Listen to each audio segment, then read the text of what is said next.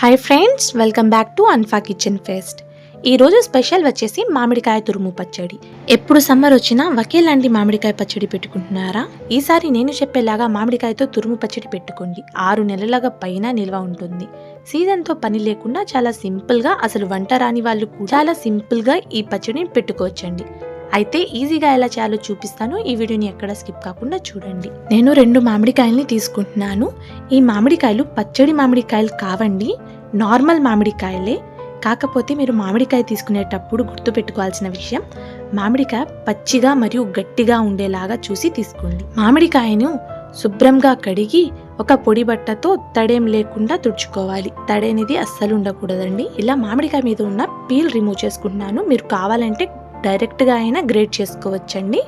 ఇలా peel remove చేసుకుని తురుముకునే ప్లేట్లో చిన్న రంధ్రాలు, పెద్ద రంధ్రాలు అని 2 ఉంటాయి కదండి. పెద్ద రంధ్రాల వైపే ఈ మామిడికాయని బాగా తురుముకోవాలి. మామిడికాయ మొత్తాన్ని ఇలా తురుముకోవాలి. తురుముకొని ఒక మెజరింగ్ బౌల్తో మెజర్ చేసుకోండి. మీరు బాగా గుర్తుపెట్టుకోవాలండి, ఏ బౌల్తో అయితే మామిడికాయను కొలుచుకుంటున్నారో అదే బౌల్తో మీరు అన్నీ మెజర్ చేసుకోవాలి. ఈ బౌల్తో నాకు 2 కప్పుల మామిడికాయ తురుము వచ్చిందండి. ఒక వెల్లుల్లి గడ్డని పొట్టు తీసుకొని పక్కన పెట్టుకోవాలి. ఒక ప్యాన్లో 2 స్పూన్ ఆవాలు, 2 స్పూన్స్ మెంతులు వేసుకొని చిటపటలాడేంత వరకు ఫ్రై చేసుకోవాలి. ఇలా ఫ్రై చేసుకున్న తర్వాత ఒక మిక్సర్ జార్లో వేసుకొని పూర్తిగా చల్లారిన తర్వాత మెత్తటి పౌడర్ లాగా గ్రైండ్ చేసి పక్కన పెట్టుకోవాలి. ఒక కడాయిలో ఏ కప్పుతో అయితే మేము మామిడికాయ తురుముని తీసుకున్నామో అదే కప్పుతో 30 కప్పు నూనె వేసుకుంటున్నాను. 30 కప్పు నూనె సరిగా సరిపోతుందండి. ఇందులోనే 1 స్పూన్ ఆవాలు, 1 స్పూన్ జీలకర్ర, ముందుగానే పొట్టు తీసి పక్కన పెట్టుకున్న వెల్లుల్లి కూడా వేసుకొని ఇలా కలుపుకుంటూ ఫ్రై చేసుకోవాలి. వెల్లుల్లి కూడా బాగా ఫ్రై అయిన తర్వాత స్టవ్ ఆఫ్ చేసుకోవాలి. ఈ ఆయిల్ పూర్తిగా చల్లారేంత వరకు పక్కన పెట్టుకోవాలి. గుర్తుపెట్టుకోవాలండి, ఆయిల్ ఏమాత్రం వేడిగా ఉండకూడదు.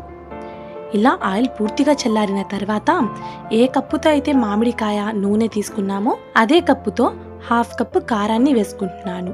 అంటే 2 కప్పుల మామిడికాయ తురుముకి 1/2 కప్పు కారం వేసుకోవాలి. మీకు డీటెయిల్గా చెప్పాలంటే, ఏ కప్పుతో అయితే మీరు మామిడికాయని కొలుచుకుంటారో అదే కప్పుతో 1/2 కప్పు కారం వేసుకోవాలి. ఇందులోని సాల్ట్ని కూడా వేసుకోవాలి.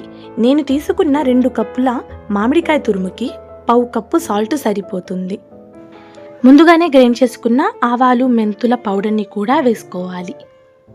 ఇందులోనే మామిడికాయ తురుముని కూడా వేసుకొని ఇలా మొత్తం కలిసేలాగా కలుపుకోవాలి. నూనె తక్కువైంది అని అనుకోబాకండి. ఈ ఆవకాయ ఊరే కొద్దీ నూనె అనేది పైకొస్తుంది. దీన్ని పూర్తిగా 2 to 3 అవర్స్ పాటు మూత పెట్టి వదిలేయాలి. అప్పుడు నూనె పైకొస్తుందండి. నేనైతే ఒక పూట మొత్తం ఇలా వదిలేశాను. చూసారా నూనె ఎంత చక్కగా పైకొచ్చిందో?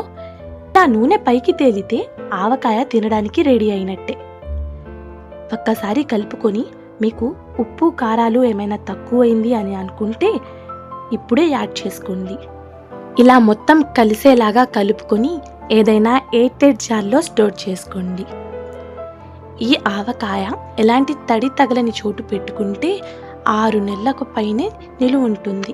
ఇప్పుడంటే కొంచెం కొంచెం పచ్చళ్ళు పెట్టుకుంటున్నామండి. నా చిన్నప్పుడైతే మా అమ్మమ్మ చాలా పెద్ద మోతాదులో ఆవకాయని పెట్టేవాళ్ళు. ఇలా ఆవకాయ పెట్టి మొత్తం తీసిన తర్వాత అదే కడాయిలో వేడి వేడి అన్నం వేసి ఇలా గోరుముద్దలు పెట్టి తినిపించేవాళ్ళు.